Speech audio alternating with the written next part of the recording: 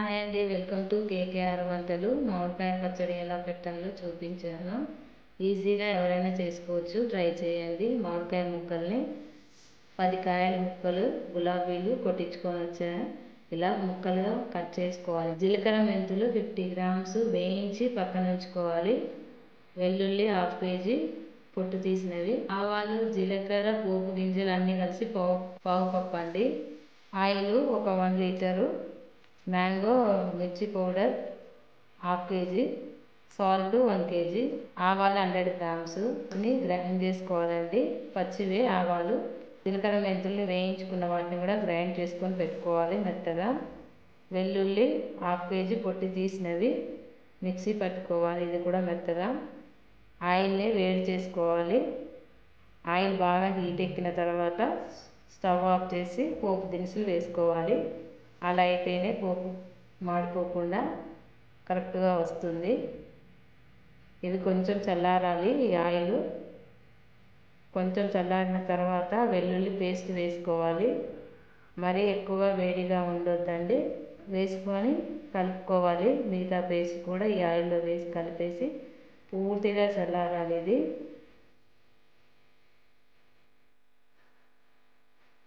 తర్వాత ఒక పెద్ద బేషన్ తీసుకొని మామిడికాయ ముక్కలన్నీ వేసేసుకోవాలి. ఇప్పుడు కారము ఒక గ్లాస్తో వేసుకుంటే కరెక్ట్గా వేసుకోవచ్చు. 2 గ్లాసుల కారం పొడి వేసాను.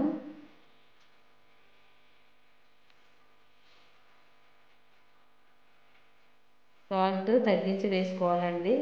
గ్లాస్కి 3/4 వేసుకుంటే సరిపోతుంది. ఎక్కువ వేసుకుంటే బాగా ఉప్పు ఎక్కువ అవుతుంది. తక్కువగా ఉంటే మళ్ళీ మనం లాస్ట్లో కూడా కలుపుకోవచ్చు. 2-3 డేస్ తర్వాత కూడా సాల్ట్ వేసుకోవచ్చు, సరిపడినంత చెక్ చేసుకొని.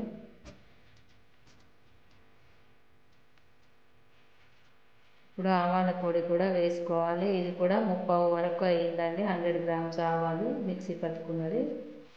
పావు కప్పు జీలకర్ర మెంతులు అయింది. ఇది కూడా వేసేసుకోవాలి మొత్తము. ఇలా క్వాంటిటీ ఇలా వేసుకుంటే కరెక్ట్గా సరిపోతాయి. కొంచెం వెల్లుల్లి పక్కన తీసి పెట్టుకున్నానండి నేను, అవి కూడా వేసుకోవచ్చు. ఇవన్నీ ఒకసారి మంచిగా కలుపుకోవాలి. ముక్కలకి అంతా పట్టించేసి